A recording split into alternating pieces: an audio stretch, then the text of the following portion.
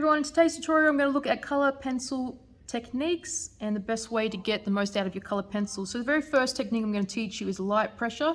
So for this I recommend not holding your pencil like you would when you draw. I'd recommend that you hold your pencil low down at the paper.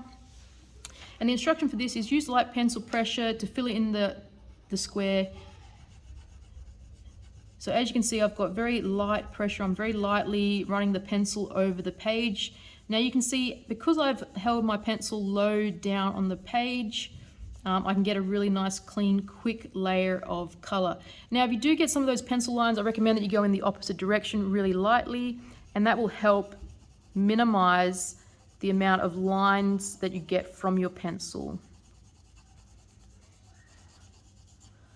Okay, so the next technique I'm going to teach you is heavy pressure. So for this I recommend that you do hold your pencil the way you would when you write. And for this we're going to do dark pressure, so a lot of pressure so that you get a solid color. Now again, I would recommend that once you've gone one direction, to minimize the amount of pencil lines that you can see, I recommend that you go dark in the opposite direction to make sure you get a really nice solid color. Okay, now the next technique is color blending and making a new color. So I'm going to apply one color, and I'm going to do so lightly, again holding my pencil flat so I can cover the surface quickly. I'm going to lightly put down one color, and then over the top of that I'm going to place another color over the top, again going very lightly. So I've done red, I'm now putting over the top a purple, and in doing so I have created a new color. Okay, the next technique I'm going to show you is tonal value, one color.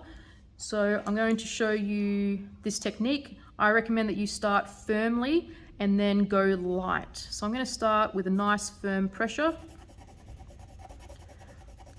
And as I get lower down on my page, I'm going to reduce the amount of pressure that I'm using until my pencil is very lightly touching the page. So I go from dark to light. The next technique I'm going to teach you is two color blending tones. So for this, I'm going to need two colors. I'm going to start at the top with a firm pressure and then go light past the halfway mark. So I'm going to start up here. I'm going to go past the halfway mark and then go light. So I start with nice firm pressure, and as I come down, my color or my tone is becoming lighter when I get just past that halfway point. Okay, I'm going to swap to a different color. I'm going to do the same thing, but this time I'm coming from the bottom. Again, I'm going to go up past the halfway point where the two are going to overlap.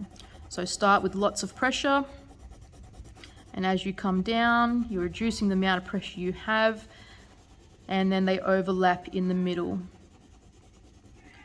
Okay, so it looks like it transitions from one color through to the next color. Now this can be achieved again if you're doing three colors, but it does require you to overlap this technique twice. So I'm going to start with green at the top, like I've done on my previous one. I'm going to start dark.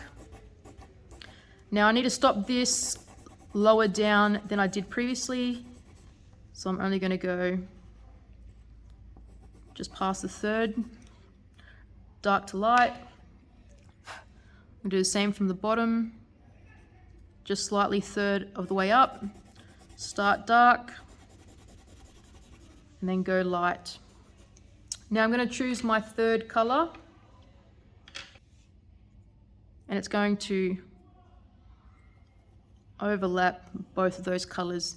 Now because this is a third color, you are starting dark in the middle and then coming up light where they overlap, and then you're going dark and going light where they overlap.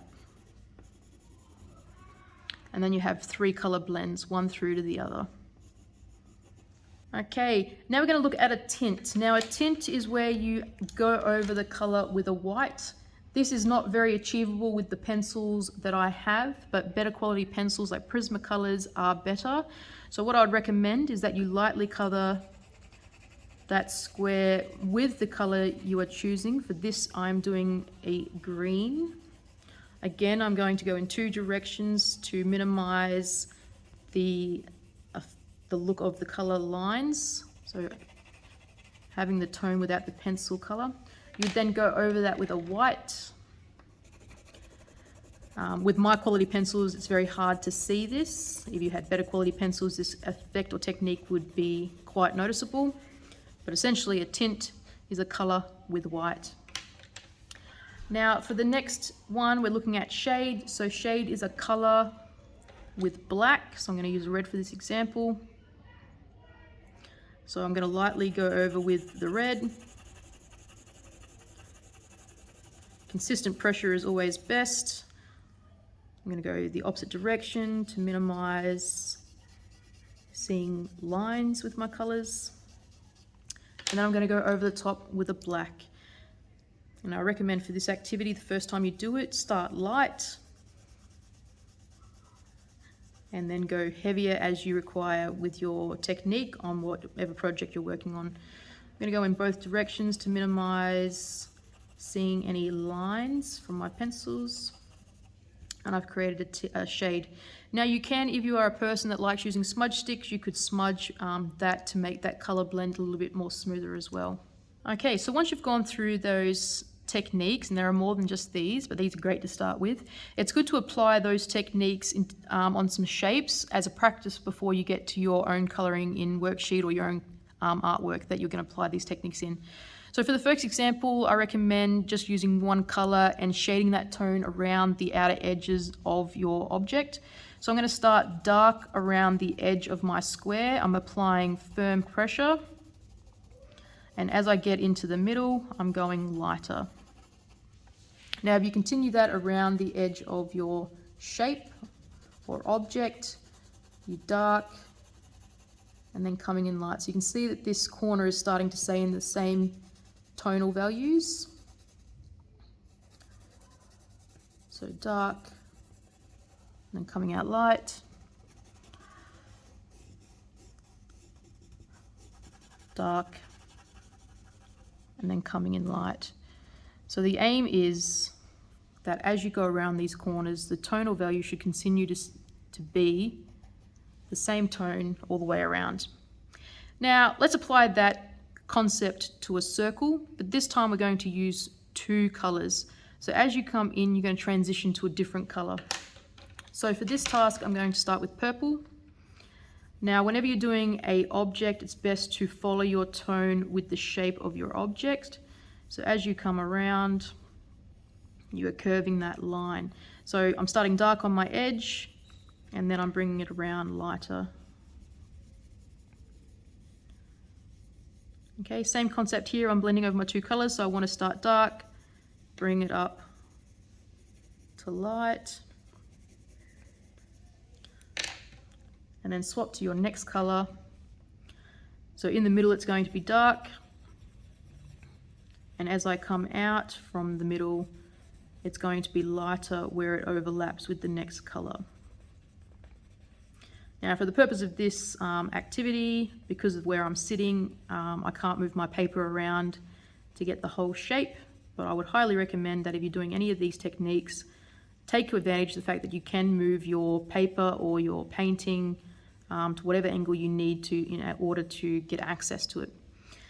So there's your two color blending, one to the next. Always follow the form or the shape around for the best effect. Okay, now it gets more complicated. Let's see if we can get to three colors. So I'm going to stick with my purple. I'm sticking to the edge because I'm doing it in threes. I want to go about the third of the way in, start dark, go light.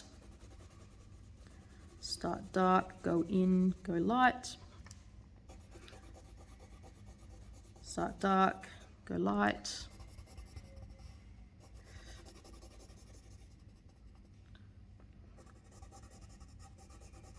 Dark and then light.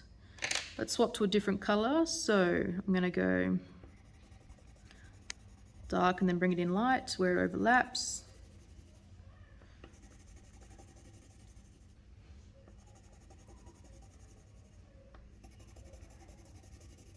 Now it is going to blend with the colour in the middle, so I want to bring it out light as it transitions back to the middle.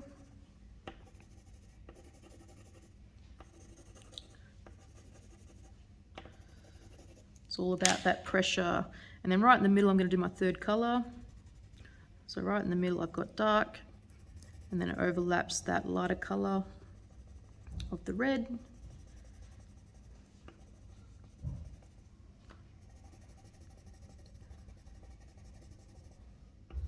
So you transition to 3. Now I'm going to blame my pencils, but I can take more time, make this a much neater. But the philosophy is there.